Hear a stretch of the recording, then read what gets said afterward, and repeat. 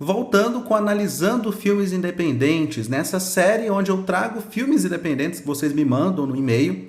E aqui a minha intenção não é constranger, não é falar mal, é muito mais trazer o meu ponto de vista e tratar o filme como um filme normal. Então, assim como eu falo de Lawrence da Arábia, eu falo de A Ponte do Rio Kwai, enfim, eu vou tratar esses filmes como filmes. Eu sei que é muito difícil distribuir, eu sei que é muito difícil fazer as pessoas quererem assistir filmes independentes. Às vezes é muito mais difícil do que a própria produção do filme. Então toda essa coisa do circuito, de participar de premiações, de sessões e conseguir salas de cinema, isso custa dinheiro, isso é caro, é complicado. E muitas das vezes o que resta pra gente que é produtor independente é lançar o vídeo no YouTube ou em alguma plataforma. Ainda assim com a esperança de que pessoas assistam. E essa série de vídeos que eu trago é com essa intenção, é realmente trazer essa visibilidade. Então eu peço que todo mundo que está vendo o vídeo confere a descrição e abre o vídeo do pessoal, assista os filmes, dá uma moral lá no Instagram deles, enfim, e vamos apoiar essa cena de filmes independentes no Brasil, que é uma área de muita garra. Então, dessa vez eu selecionei 3 filmes e tem uma novidade nesse episódio. Porque até então eu já analisei filme do Brasil inteiro, né? Do Nordeste, do Sul, do Centro-Oeste, todos os lados, mas eu nunca tinha analisado ainda um filme que não foi feito no território brasileiro. E dessa vez, Mind Maze, um filme dirigido por Paul Turpin ou Paul Turpin, tá na lista junto com Um Olhar Adolescente, do Kelson Derek, e De Volta à Realidade, esse que é um longa-metragem do Oliver Rodrigues. Então a novidade é que dessa vez a gente tem um filme que foi feito na Irlanda, que é o Mind Maze do Turpin. Então vamos direto ao vídeo. Abrindo a lista com o Mind Maze do Paul Turpin, um filme de 17 minutos que conta a história de uma moça. É uma história de uma bad trip. Então uma moça que ela, além de fazer uma comercialização ilegal de LSD, ela vai para a mata com os amigos fazer um experimento ou uma coisa casual de usar droga no mato. Basicamente isso, e o filme vai explorar através da edição, da montagem, né, o efeito de uma bad trip ou de uma certa nível de alucinação. Agora eu vou falar sério aqui, tá? É surpreendente o que esse filme faz, assim, em questão de fotografia, a interpretação da atriz principal. A Amanda interpreta a protagonista principal, a Lucy, a moça que vai passar por toda a paranoia da bad trip. E ela entrega um papel muito complexo aqui, tá? Do começo ao fim é uma personagem paranoica, uma personagem que está sempre olhando por cima dos ombros, e mesmo no momento que ela tenta ali desligar e ficar com o namorado e com os amigos, ela não consegue. Não há absolutamente nada nesse filme de errado, tá? A fotografia está no lugar certo, o trabalho de rebatedor ali, de iluminação natural, é de altíssimo nível, a câmera, a fotografia é muito segura, os movimentos, é muito bonito. A única coisa que eu tenho que apontar, que vai ser uma coisa recorrente nesse vídeo, que eu vou falar praticamente nos 3, é a questão da trilha sonora. Não custa, não é tão difícil fazer trilha sonora original. Principalmente quando você, numa produção dessa, você já montou o filme, você já fez a direção musical, ou seja, onde vai encaixar cada trilha. É muito simples você achar um músico que tenha uma disposição, às vezes até de abraçar o projeto como parceiro e fazer a trilha. Não é uma coisa muito difícil não, tá? Porque o trabalho de cinema e música é uma coisa tão bonita, é tão prático. Claro, se você trabalhar com a pessoa certa. E não desvaloriza esse recurso, tá? A trilha sonora é tão importante quanto a fotografia. E eu vejo muito que o cinema brasileiro em geral, tá? Até filmes que estão ali no hall da vitrine, né? Eles são filmes que menosprezam a trilha sonora. Normalmente usa canções que já existem, que todo mundo conhece, e meio que deixa de lado a questão da trilha sonora original, ou seja, um tema original do filme. Como eu disse, eu posso recomendar uma forma, é achar alguns músicos ou um grupo de pessoas que se interessa por isso e propor esse teste. Assiste o filme com as trilhas que eu já coloquei e tenta fazer algo novo em cima dessa base, desse timing, dessa montagem aqui. Pode fazer essa experiência que eu tenho certeza que isso vai agregar demais ao filme. Próximo filme, De Volta à Realidade, o longa de 1h40 do Oliver Rodrigues. Eu vou tirar essa blusa que tá meio calor, tá? Esse filme, gravado em algumas regiões ali de São Paulo, é um filme com muito cenário diferente. Eu fiquei surpreso com a quantidade de locação que esse filme tem, né? Para ser um longa-metragem, eu imagino o quão difícil foi a realização disso. O maior triunfo desse filme é realmente a sua ousadia de troca. Como eu disse, é muito personagem, o enredo desse filme é muito complexo. E ele brinca com muita coisa diferente. Ele tem alguns pontos que eu vou levantar aqui. Primeiro, a história. A história é sobre um pai de família. É um filme com uma mensagem muito, muito forte. Então, é um filme de mensagem, é um filme de moral, entende? ele é quase religioso, ele é quase um filme religioso.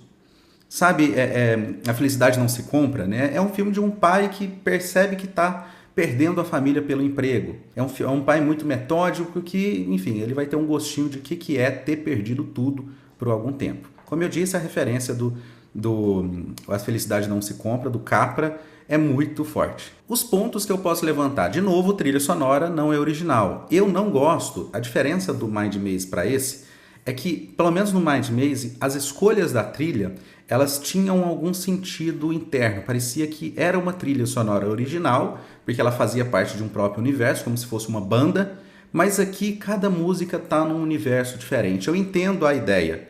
Às vezes uma trilha mais eletrônica, às vezes uma trilha mais instrumental, mais orquestra, só que não é muito assim que funciona dentro de um filme. É como se você ficasse trocando a câmera a cada take. Então uma banda, quando você vai fazer uma trilha sonora, uma banda sonora, ela é muito necessário você definir quais são os instrumentos que vai ter nesse filme. Baixa uma trilha, ou vai no Spotify e ouve uma trilha de um filme, você vai ver que tem um sentido. A viola que toca no começo é a mesma viola que toca em todas as outras músicas. Então, se tem um sino, se tem um sintetizador, é uma característica que vai manter praticamente em todas as trilhas. Aqui não é isso que acontece. Aqui a gente tem vários tipos de trilhas diferentes, trilha de música indiana, como eu disse, eletrônica, que vai ficando um pouco confuso. Outra coisa que também me deixa um pouquinho confuso é a montagem. Por mais que o filme tenha uma fotografia, como eu disse, ousada, com muito movimento e tudo, os cortes às vezes deixam a desejar. Eu diria que é muito estiloso e muito diferente um corte do outro, não tem uma linguagem os cortes. É como se às vezes umas transições muito de videoclipe misturasse com transições de cross-dissolve, muito cinema clássico. Isso, a mistura fica muito contrastante, sabe? Mas a atriz manda muito bem a personagem da filha, eu acho que é o ponto alto do filme. Existe uma coisinha específica relacionada à foto que daria para consertar na pós, mas é uma coisa que a gente tem que se atentar, é a questão da regra do eixo, né, que é o 180 graus. Você repara que em vários momentos do filme a fotografia vai passando de um lado para o outro e isso quebra o eixo do olhar. É como se você tivesse mudado o personagem de lugar dentro da cena. Fica um pouco confuso, soa um pouco amador. Eu sei que tem muitos filmes que utilizam isso de forma narrativa. Eu não acho que aqui foi o caso. Eu não vi muito sentido para ficar quebrando o eixo. Basicamente, quebrar o eixo é quando um personagem está olhando para cá e a câmera está filmando daqui para cá. Na hora que a câmera volta para esse personagem, a câmera não pode ter passado para o lado de cá, a menos que a gente tenha justificado esse movimento. Então, nesse caso, quando a gente muda, parece que o olhar da pessoa cruza, parece que a foto está espelhada. E aqui acontece algumas vezes isso. É a única coisa que eu deveria apontar. O filme foi gravado numa DLSR, né, uma câmera fotográfica. Eu não sou muito fã da textura da DSLR, mas o estabilizador e o drone, e ficou muito bonito, ficou muito estiloso. A montagem tem muito efeito especial que funciona também. Então, como eu disse, é um filme ousado, né? Um filme ousado. Tem que dar muito parabéns para todo mundo envolvido nesse filme, né? Como eu disse, é um longa-metragem, né? Feito de forma independente, é um espetáculo. É muito esforço, dá para ver que quem fez o filme, né, o Oliver, fez com muito carinho. Inclusive, nos créditos a gente vê que o Oliver, ele também é o montador, ele é o produtor, ele é o escritor, ele é o diretor, a pessoa da fotografia. Então, isso caracteriza muito carinho pelo projeto. O que eu poderia recomendar para umas próximas é tentar abrir mão de alguma das funções criativas. Por quê? Porque quando a gente está muito próximo ao projeto, a gente tende a ver ele um pouquinho desfocado. Então, vamos supor que a montagem não fosse de Oliver, fosse de outra pessoa. Talvez o olhar dessa outra pessoa, com uma frieza até, que não tem tanta proximidade com o projeto, teria muita coisa a agregar. De repente, fazer coisas que o diretor não teria coragem, como cortar coisas do filme, coisas que talvez não faça muito sentido narrativo, que o diretor é apegado e ele não vê isso, por isso que eu falo do desfoque. Quando você está muito próximo a um projeto, você tende a ver ele desfocado. Seria a única recomendação para os próximos, né? Tenta abrir mão de alguma função criativa, que é ou a montagem, ou a fotografia, o roteiro ou a direção. Mas, em geral, o último ponto, tá? O áudio do filme é perfeito. Eu vi ali que tem vários microfonistas, né? O ideal é não ter vários microfonistas, é ter uma pessoa do áudio direto, que é um técnico que está ali com o equipamento, tirando ruído, abaixando frequências, que essa pessoa vai ficar só por conta daquilo. Eu sei que às vezes a função do microfone, de segurar o boom, ele vai passando de pessoa para pessoa para ver quem está livre aí, ele segura o microfone para a gente. Isso é um pouco arriscado, mas aqui funcionou. Funcionou, o microfone é bom, eu vi pelas fotos do making off do Instagram que vocês utilizaram o equipamento mais adequado. E é isso, eu acho que de volta à realidade é isso que eu tenho a dizer. Tá tudo na descrição, lembrando, quem está assistindo, dá uma olhada lá no Instagram deles e no YouTube, né? Tá tudo na descrição. Próximo filme, Um Olhar Adolescente, o filme do Kelson Derek. Esse é um filme que eu não diria que ele é um filme independente, tá? Ele é um filme escolar. A diferença de um filme escolar para um filme independente é que muitas das vezes o filme escolar, o tema é pré-definido e existe um grande apoio da instituição escolar para a produção do filme. Então ele acaba tendo um apoio majoritário, o que meio que desclassifica a ideia do independente, né? Não completamente, mas muito mais pelo teor de quem trabalha em filmes adolescentes, filmes escolares. A gente tem aqui atores novatos, pessoas da fotografia que são também muitas das vezes menores de idade, pessoas que estão trabalhando na equipe sempre num filme escolar, se caracteriza por isso. E isso vem com alguns certos amadorismos também, não pelo mau sentido. Vamos começar pelos pontos que eu acho muito legal aqui. A fotografia do filme é segura, sabe? A gente tende a ter medo quando a gente está começando a movimentar a câmera, porque tremer, bagunçar, enfim. Então a gente deixa num tripé e fica aquela coisa chata de assistir. Aqui não tem isso. Aqui o Derek, ele coloca essa câmera para mexer, ele não tem medo de virar a câmera para um lado para o outro, e a história do filme é muito simples, é uma história de uns adolescentes na escola que pretendem fazer um filme sobre a cultura deles, né, a cultura da cidade, e eles são meio que zoados pelos amigos ali, porque ninguém importa para essas coisas antigas, a gente está interessado pelo moderno. E a moral do filme é não, o antigo é importante, a gente precisa saber nossas raízes, precisa saber nossas histórias. Então é um tema bem legal. Eles vão construir um documentário sobre a cidade. O filme é sobre essa construção. É um filme que eu vejo muita paixão da equipe. Até recentemente eles andam publicando coisa no YouTube de curiosidades sobre o filme, falando sobre os próximos. Então dá para ver uma paixão muito grande. Não é igual qualquer filme adolescente de escola que eles fazem com um trabalho e joga fora. Aqui existe realmente uma ideia muito estabelecida. Eu não vou falar com certeza que esse filme foi feito por obrigação de alguma coisa, de alguma matéria de escola. Eu não tenho essa informação, tá? Mas eu sei que ele foi gravado dentro de escola, então tem um apoio escolar, é isso que eu quero dizer. Agora voltando para o filme. O problema maior desse filme é dois. O áudio, que é muito difícil de entender às vezes, a captação de áudio foi muito negligenciada nessa produção.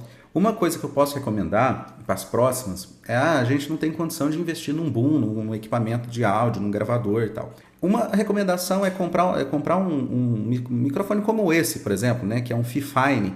É um microfone ali de R$400. Uma equipe com 5, 6 pessoas na produção, dividir isso, compra um microfone Fifine que é USB. Com um próprio notebook você pode fazer um monitoramento de áudio. Então, ter alguém atrás da câmera com o notebook, com o microfone, com uma extensão de cabo, captando, já funciona. Você baixa um Audacity, por exemplo, que é um programa gratuito, e consegue fazer uma captação. Até não é a ideal, mas é adequado, assim. Para a situação vai funcionar. Para gravação interna e tudo. Agora, tá ventando demais? Cobre ele com um pano, alguma coisa que vai dar certo. É uma recomendação. E também a questão da foto em relação à edição. Eu sei que vocês filmaram com celular e quando você coloca esses letterbox, que é essa faixa preta em cima e embaixo, nas bases, você cria uma simulação ali de algo meio cinematográfico, eu entendo, mas por outro lado você perde informação porque a sua lente não tem essa capacidade. Então você corta o rosto de atores porque aquilo ali foi filmado. O que você pode fazer é filmar com uma câmera com uma resolução melhor, um celular, um iPhone da vida, ou você pensa nessa fotografia que você já vai colocar as tarjas depois, para simular a questão do cinema, se achar bonito, aquele formato mais widescreen, você filmar com mais distância. Então você enquadrar coisas que você sabe que você vai cortar com letterbox, que é as barras pretas, e você filma dessa forma para você conseguir fazer, porque isso aqui é diferente disso aqui. Mas se eu me distancio aqui e coloco os letterbox, talvez vai funcionar melhor. Então é isso, esses são os 3 filmes aí que eu trouxe desse episódio. Se tiver algum filme, souber de alguém que tem, pode me mandar no e-mail, cinemaemdetalhe@gmail.com, não tem erro. Os que já me mandaram não foi classificado, se quiser mandar de novo, porque eu vou meio que perdendo os e-mails com o tempo. Então, os anteriores que eu selecionei, esses eu não volto mais, entende? Então, daqui pra frente, se quiser me mandar de novo, você já mandou e eu ainda não analisei, é isso. Muito obrigado por ter assistido. Me segue lá no Instagram, dá uma conferida nos filmes aí que eu comentei. Deixa um comentário, um like, aquela coisa de sempre, de coisa de YouTube, né? Até o próximo.